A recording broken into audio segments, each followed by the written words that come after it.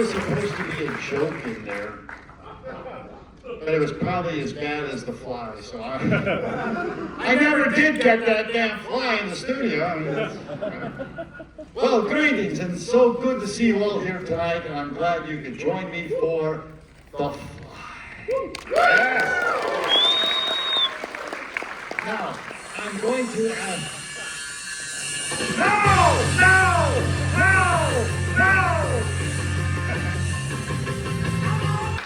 Whoa! It's a little out of sequence from what I planned, but that's okay. What I was going to say is this. I've got to rethink this whole thing. Actually, this was a present from a very good friend of mine, A. Gore, who's the horror host in Dayton, Ohio. I saw him last weekend at Cinema Wasteland, and I said, "Hey, I'm showing The Fly." He goes, "You realize that they actually wrote a song about a fly?" And I said, "You've got to be kidding me. Flies are disgusting, they're terrible, they're horrible. Ew, why would they do that?" He said, "Not only did they write the song, but they made this dance up." And I said, "Who did it?" He said, "Chubby Checker." I said, "Look, Chubby Checker did a twist, right? Yeah. Everyone knows that? Yeah. He did Let's Twist Again. He did something called the Huckle Buckle, we'll forget about that. He also did the Pony. Yeah. But he really was stretchy to do The Fly. Yeah. Have you ever heard the song? That's the first. Either did I. But it's on YouTube, so it must be real. Anyway, welcome to our show of The Fly tonight. Now, I was going to say, what I was going to say is that I want to answer the question people ask me. Why are we showing this one rather than the one with Vincent Price? And the answer is very simple. This one won an Academy Award. Now, they won an Academy Award for 1986 Best Practical Makeup. Wow. Yeah. Yes. So they actually practically made a human turning into a fly without a single digital bit. And if you've never seen this movie, any of you have, the transformation is unbelievable. But this movie would not be scary if it wasn't for one thing. Flies are disgusting. Anyone here like flies? No, yeah. I mean, think about it. Where do flies land? Okay, they land on their feet. Yes, we know that. But where do they put their feet? On rock, smelly stuff. I wouldn't even tell you what we all know, right? Where'd that dog go? Anyway, so it wouldn't work if you did something else. So this guy, make a fortune that way. But anyway, let's go back to the Academy Awards for a second, because mostly films, horror films, and science fiction films win for technical stuff, But they very rarely win the big stuff. You know what the first horror film to win an Academy Award was? An American Werewolf in London? No! Whoa, look at that. Wait, The Exorcist. Not even close. Rosemary's Baby? Hold it. I will give you a year. 1931. Dracula? Okay, so here we go. How many people think it's Dracula? Raise your hands. No one. How many think it's Frankenstein? No one. Well, you're all wrong. It was Jekyll and Hyde. Okay. So that was 1931. And then there were a lot of them. Yeah, some of these. But last year, how many of you seen Sinners? Yeah! 4 Academy Awards, and one of them was a biggie, Best Actor for Michael E. Jordan. Yeah, he deserves that one, yeah! Although the Irish Vampire I thought was pretty cool. I don't play the fiddle or sing, so that's good. But that's besides what. But 4 is big. But that's not the record. there was a movie that won, a horror movie that won 5. What was that? You're right, 1991, Silence of the Lambs. Best movie, best actor, Mr. Hopkins. Best actress, Jodie Foster. Best director, Jonathan Demme. And best adapted screenplay, Ted Talbot. Wow! I don't know if anyone's going to pass that up. Well, yeah, Don Doler tried. Never mind. That's another story altogether. We're going to, you've seen the dance, you've seen the thing. We have a movie to show you, but before we show the movie, I want to give away some prizes. Now, we have 5 notebooks up here. I need 5, before anyone comes running up here. She's going to get popcorn, that's okay. That good, huh? Popcorn. I don't eat popcorn. They gotta try it. We're gonna do a trivia quiz on my favorite actor in this movie, Mr. Gold. Need one more? Thanks, man. There we go. All right. Great name. Steve. Thomas. Steve Thomas. Ben. Steve Thomas. Ben. Steve Thomas. Ben. Megan. Steve Thomas. Ben. Megan. Paul. Steve Thomas. Ben. Megan. Paul. Okay. Law firm. Okay, here we go. This is single elimination. We're going to keep this short so we can go see a movie here. No more chubby checker. Wait. Should I thank Ghastly for showing us that? Yes. All right, I'll do that. First question. Jeff Goldblum started acting at 17 in New York and has had a remarkable and profitable career doing movies, TVs, and commercials. So we'll cover all of these. 1. Tonight we see him in one of his early big roles in science fiction and horror films. Which one of these movies did he not appear in? Now, what I want you to do is I'm going to give you 4 A, B, C, and D, and what I want you to do is, when you think you know the correct answer in big, so we can all see it, put the A, B, C, or D on that piece of paper, okay? And then we'll, there you go, good idea. Jump the gun. He had E already, so that was okay. All right, so here are the 4 movies. Which did he not appear in? Jurassic Park. B, Earth Girls Are Easy. C, Independence Day. D, Silent Running. A, Jurassic Park. B, Earth Girls Are Really Easy. C, Independence Day, or D, Silent Running. On the count of 3, turn your pads to the audience. 1, 2, 3. D is right. All right, everyone's still in it. Turn the page. You look at a movie, you can't tell how tall an actor or an actress is. I mean, you just can't. For example, Judy Garland in The Wizard of Oz, she played Dorothy. You know how tall Judy was? 4'11". Whoa. Not quite 5 foot, which meant that, those other guys were shorts too. So anyway, so here comes a question. Jeff Goldblum has appeared in both Wicked and Wicked for Good as the Wizard of Oz, the wonderful Wizard of Oz, I should say. How tall is Jeff Goldblum? A, 5'4". B, 6'4.5". C, 5'9", or D, 6'11".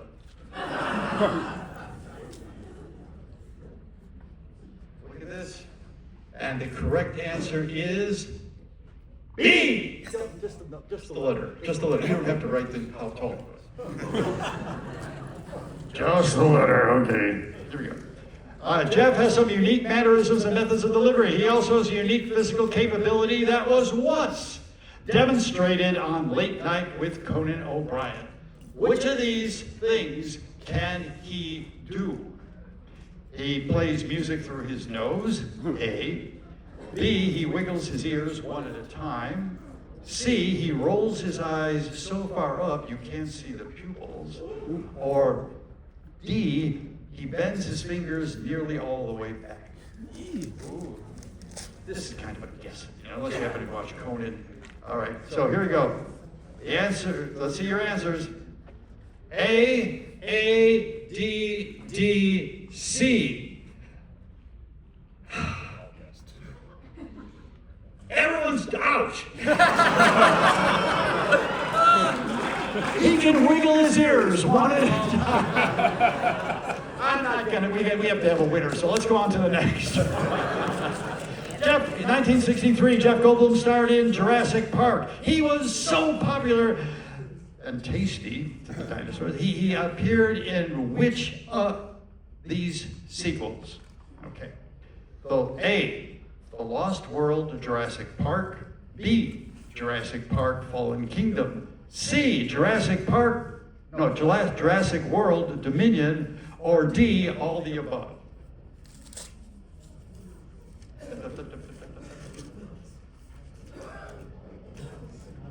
Having trouble here. D is right. He appeared in all those. Not only this. Turn to the page. Here we go. Next one. Okay. Jeff Goldblum starred in Independence Day. Okay. As a tech guy who saved the world in spite of the fact that he had a rocky relationship with the president. What did he do that caused this rocky relationship? A, he campaigned for his opponent. B, he tapped the president's cell phone. C, he punched him out for allegedly putting the moves on his wife. And D, he tracked mud into the Oval Office. Do it all at the same time. So the correct answer is C. He punched out the president because the president was putting moves on his wife at the time, and that was now his ex. So if you're out, come stand over here. I have a consolation prize. We still have. We have two people a little farther down, so we don't get confused. All right, he's played a lot of roles. He got $15 million for Independence Day Resurgence, $18 million for Jurassic World Fallen Kingdom. What did he reportedly get for playing the wonderful Wizard of Oz in Wicked and Wicked Good? A, $1 million. B, $5 million. C, $20 million. D, he worked for peanuts.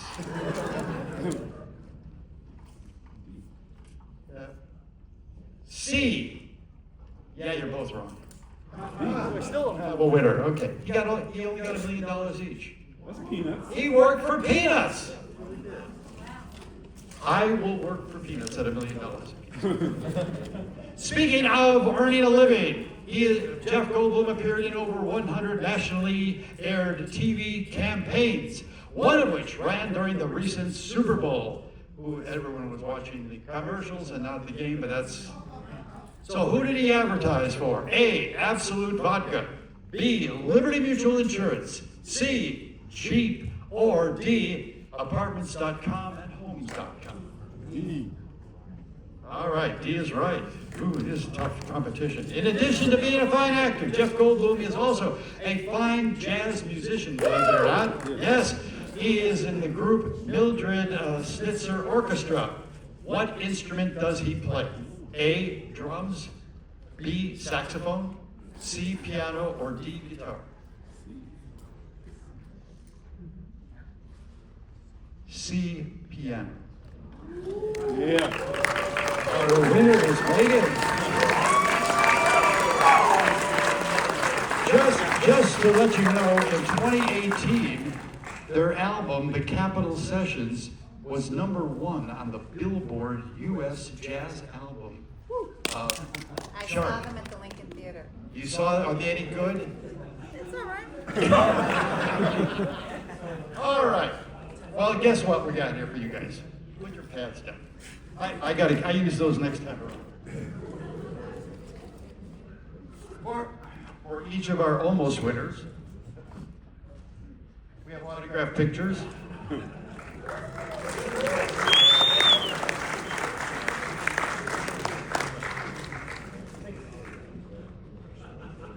Okay, there you go.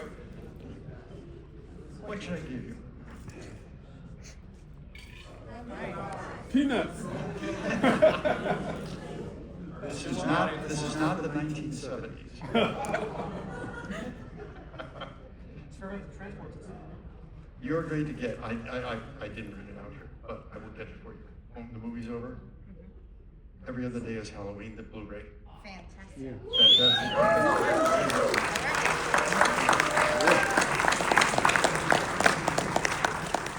As usual, we're about to start the movie, and as usual, I'm going to ask you, or inform you, that after the movie, I'm going to give you the date and the name of our next movie presentation. I will say this up front. I have worked with the AFI for several years to get this double feature scheduled. And it's going to be extraordinary because as far as I know, neither of these films have ever played in Washington. They've been on a lot of other markets, but not in Washington. So just hang around. I'll come out here and I'll tell you the date and the movies, and you will be happy. You're going to be happy for the rest of your life. No. Let's get on with our movie.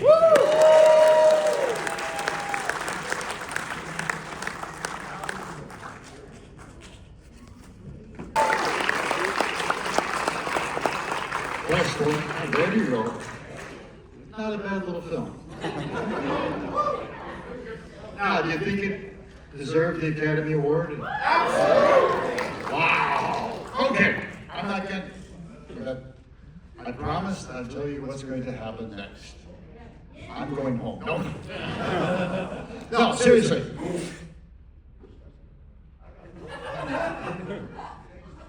Some of the people in this room have been watching my show for too long.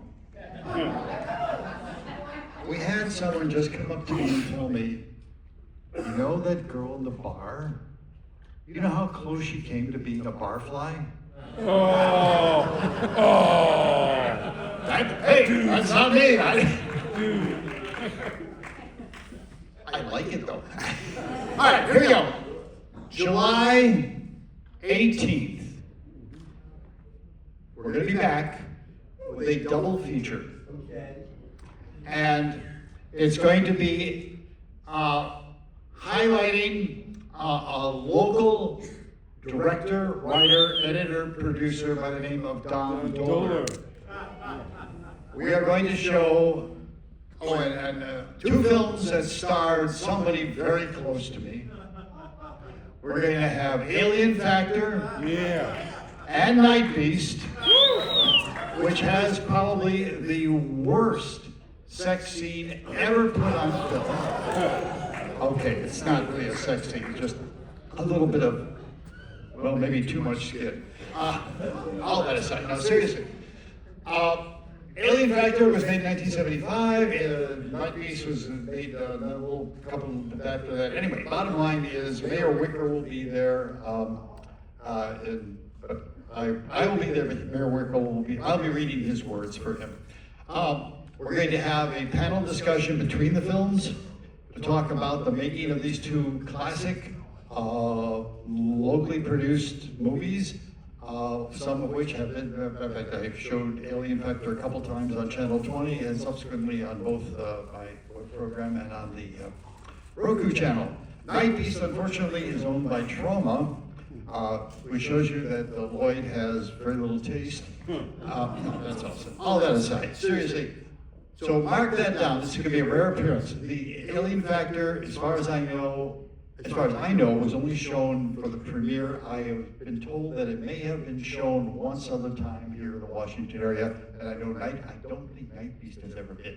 They're two interesting movies, especially Alien Factor, which is made with a lot of, how can I say, heart. Okay, so that's it. So thank you very much for coming out tonight. Megan, where's our winner? Where's our contest winner? Would you please come down here? I have your prize for you. And I invite you to come back. Hey, look, I got some new movies up there. We got 3 new movies I just put out there. GAPA, Monster for the Prehistoric Planet, Embryo, and there was a third one. And we just put those out there. Take a look at them. I'll be out front. Pictures, autographs. We'll see you in July. July 18th, Alien Factor and 19th.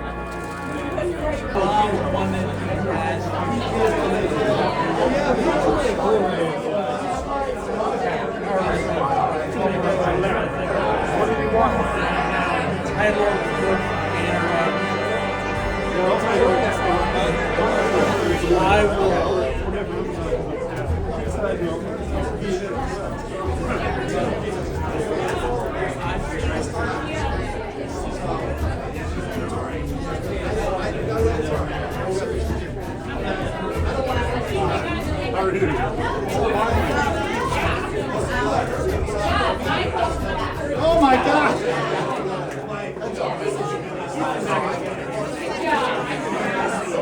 Hey, everyone!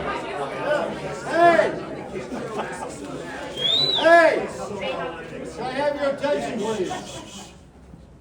I just received something that I never thought I would receive, but here we go. Captain 20!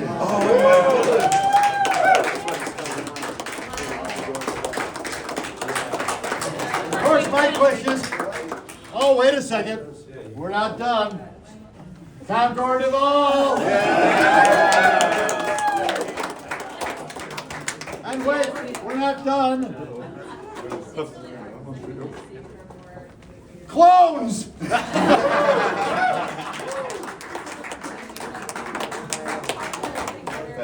Wow, that's awesome. Okay, which Chinese company ripped these off?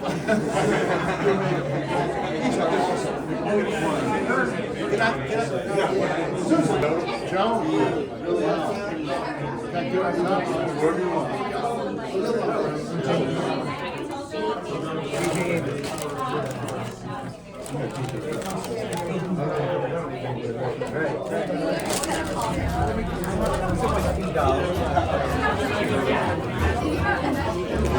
I know.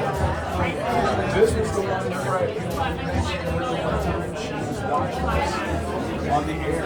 She was on the couch and she was so afraid of the screaming stone.